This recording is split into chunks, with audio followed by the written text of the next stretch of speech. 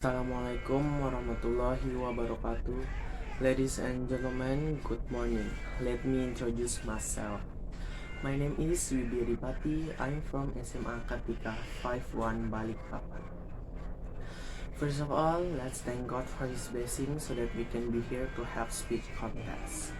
Thank you also to the ladies and gentlemen who have listened to my speech. Ladies and gentlemen, today I'm about Corruptor. There are more and more corruptors in Indonesia, and the resulting losses are also not small. What do you think about corruptor? Corruptor behavior occurs because of the materialistic and consumptive mental attitude in society and the political system that still worship material things. Corruptor behavior is triggered by internal factors from within the individual and external factors from outside the individual. Not only in politics, in our daily life, there are also corruptors. For example, a teacher who takes or exceeds book fees, a trader who takes excessive profits, and many more. Example of corruption or corruptor in politics. According to CNBC Indonesia and Kompas.com mentioned that the Corruption Eradication Commission senior investigator Novel Baswedan suspect that the COVID-19 social assistance corruption case could reach 1 trillion rupiah or even more. Former Minister of Social Affairs Juliari Batubara was charged with paying state losses with a substitute sentence of 14,500 billion rupiah, subsidiary of 2 years in prison. The public prosecutor of the Corruption Eradication Commission assessed that Juliari was proven to have ordered and received a fee for the procurement on the COVID-19 social assistance package. Novel told this is a case that must be investigated further. This case is worth tens of trillions. In fact, I think the project is worth 100 trillion, and this is the biggest corruption I have ever noticed.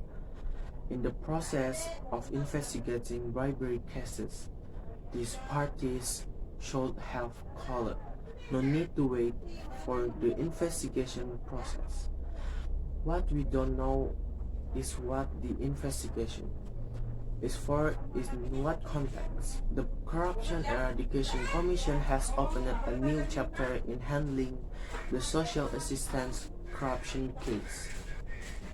Then, the disappearance of a number of names in the Corruption Eradication Commission indictment, which were previously mentioned in the case reconstruction process.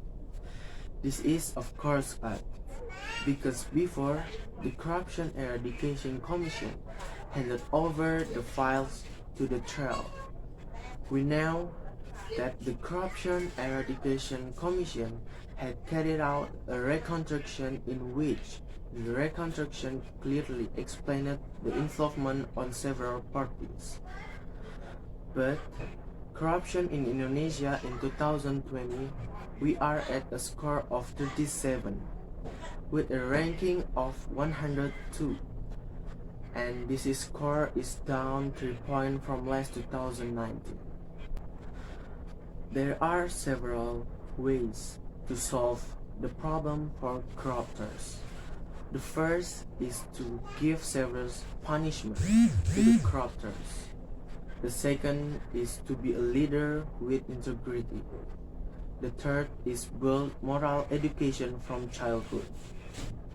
So, in my opinion, the corrupt should be given the appropriate punishment, because many people need social assistance and it should be distributed to the people in order to reduce the burden on the people in this COVID-19.